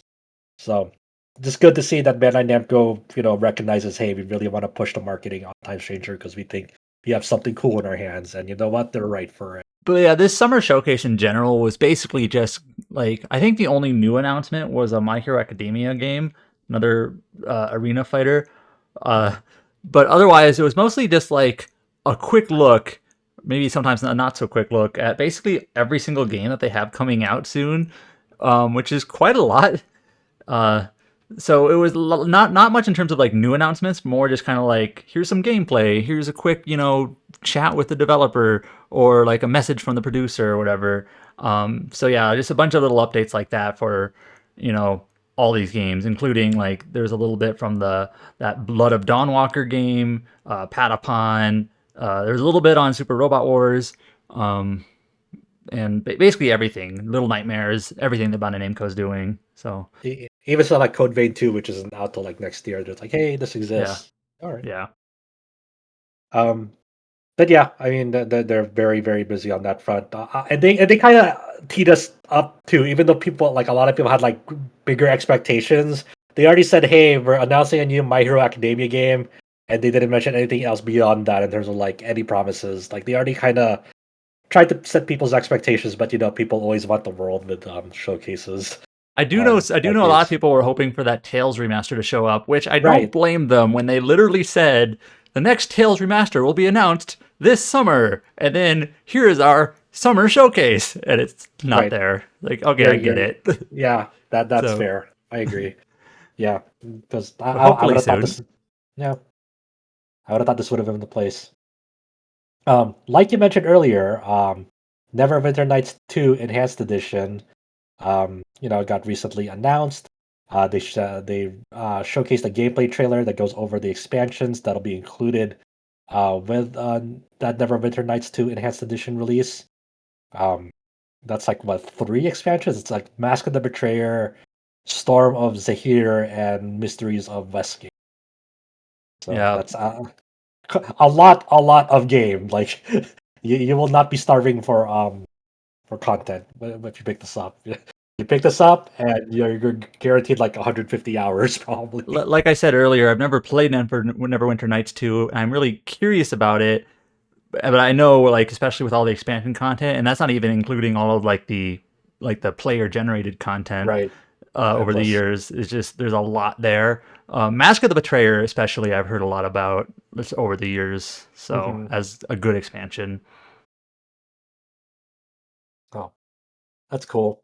We also got a new trailer for the upcoming Trails in the Sky First Chapter remake. This time for the regional city of Ruan. Just showing off more gameplay footage on what Ruan looks like in this remake. Good on them for continuing to just show off more to this game and what it looks like. Ruan looks great. They showed off the next batch of characters in this with Julia, Gilbert, Dean Collins, Jill, Hans, etc. Both the English, Japanese, and the traditional and simplified Chinese trailers as well, and their voice casts with them. So, also a September release as well. So, we're getting there. We're getting there. Just a couple of months away. That'll be fun.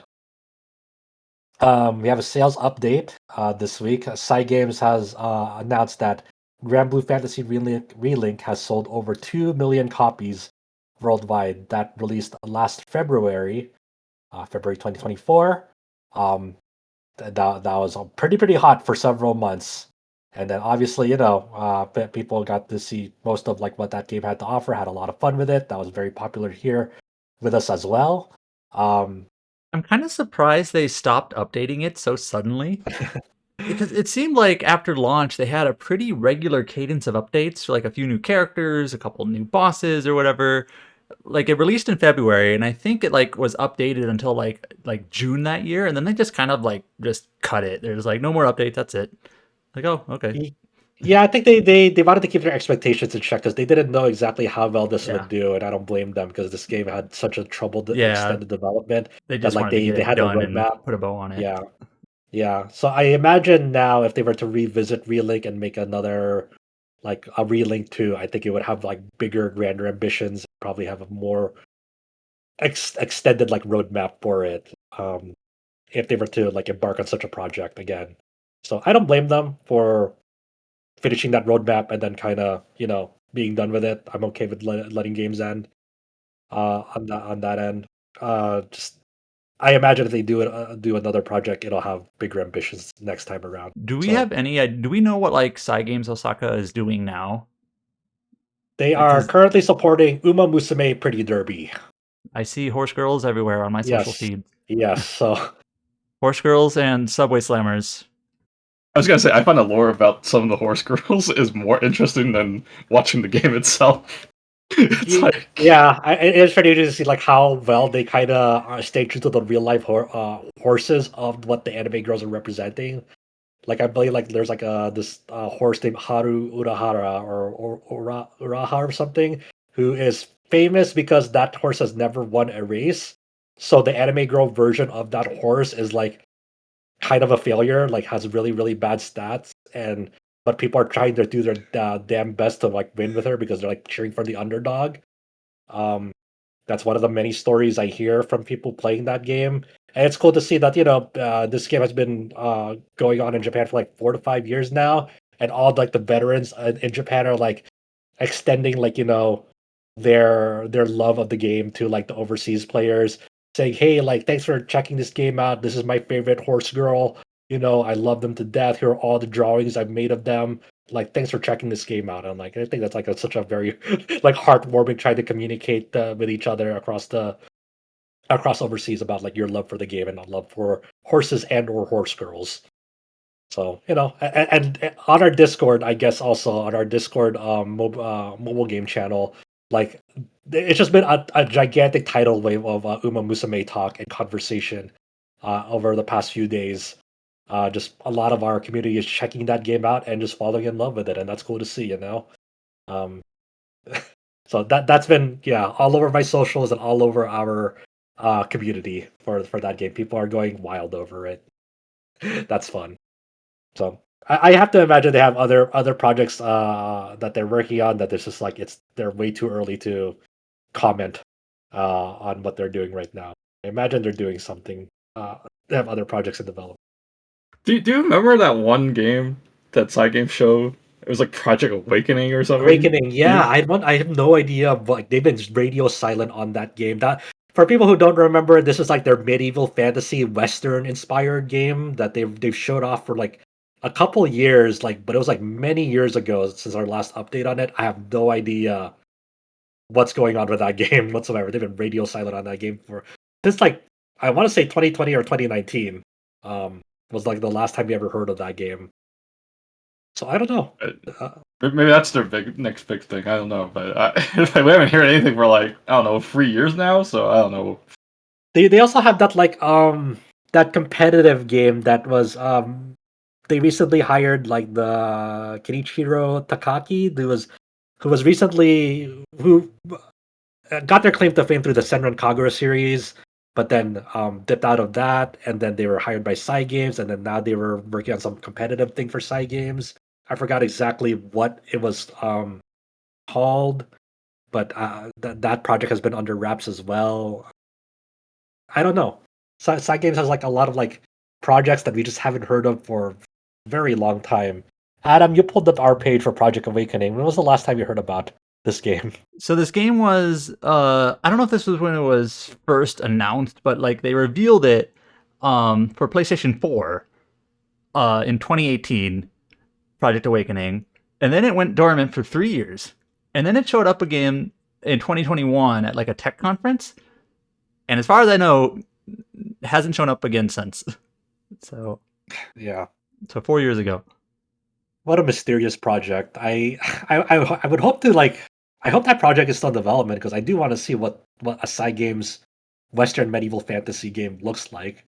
But who knows? I don't know. Oh yeah, I forgot that Cygames has a. I remember this one. Here, let me share a screenshot in our chat here. They have like a Metal Max game that they're working on. A I remember Metal this. Max game. Yeah, they somehow got the license to that. I remember seeing this. I don't remember how long ago we saw that. But yeah, they have a Metal Max game. They have this mage game No. called Oh yeah, that's Gom. the one I was thinking of. GOM, the Garden Yeah. Arena Magic Mages of Magicry. Yeah, I remember that one. And Project Awakening is on their website, so it's right there. Yeah, I totally forgot. Um, Lost Order was the game that they were producing with oh I forgot I forgot what this was with. I think this was Platinum Games, and I think they canceled it. Last I heard. Oof. Um, If you go to their website, the last update is on 2017, so even older than. But it's on their. yeah, It's on their. It's listed on their in development section of their website. that just they just never got. Yeah, they just never updated it. Um, yeah, I don't know. That's weird. Yeah. Project Gam, Mikhail is the Takaki one. Yes, correct. And then Lost Order was the the mobile game that they were developing with Platinum Games. I had played like a beta version of that, and I was like, oh, okay, this is kind of interesting. But I feel like this is totally canceled for that.